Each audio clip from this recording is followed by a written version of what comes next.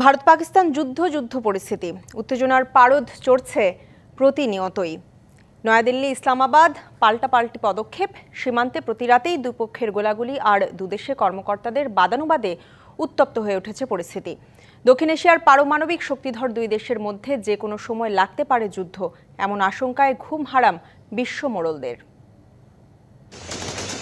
ভারত পাকিস্তান পাল্টাপাল্টি পদক্ষেপে উত্তেজনা বেড়েই চলেছে। বুধবার রাতে কাশ্মীর সীমান্তে নিয়ন্ত্রণ রেখা বরাবর দুই দেশের সেনাদের মধ্যে ব্যাপক গোলাগুলি হয়েছে। পাকিস্তানের নিরাপত্তা বাহিনীর গুলিতে ভারতের সেনাবাহিনীর চেকপোস্ট ও বাংকার ধ্বংসের অভিযোগ উঠেছে। তবে পাকিস্তানের সেনাবাহিনী বলছে, বিনা উস্কানিতে ভারতীয় সেনারা গুলি চালালে তা প্রতিহত করা হয়।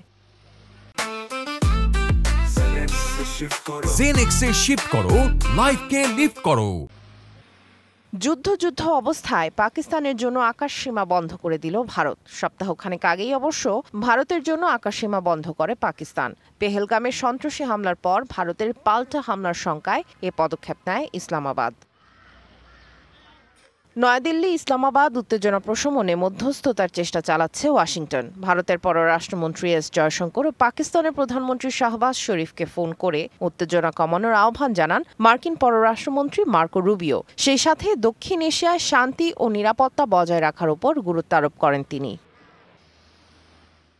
ভারতের সাথে উত্তেজনার মধ্যেই জাতীয় নিরাপত্তা উপদেষ্টা নিয়োগ দিল পাকিস্তান। দেশটির গোয়েন্দা সংস্থা আইএসআই এর প্রধান লেফটেন্যান্ট জেনারেল মোহাম্মদ আসিম মালিক জাতীয় নিরাপত্তা উপদেষ্টা হিসেবে নিয়োগ পেলেন।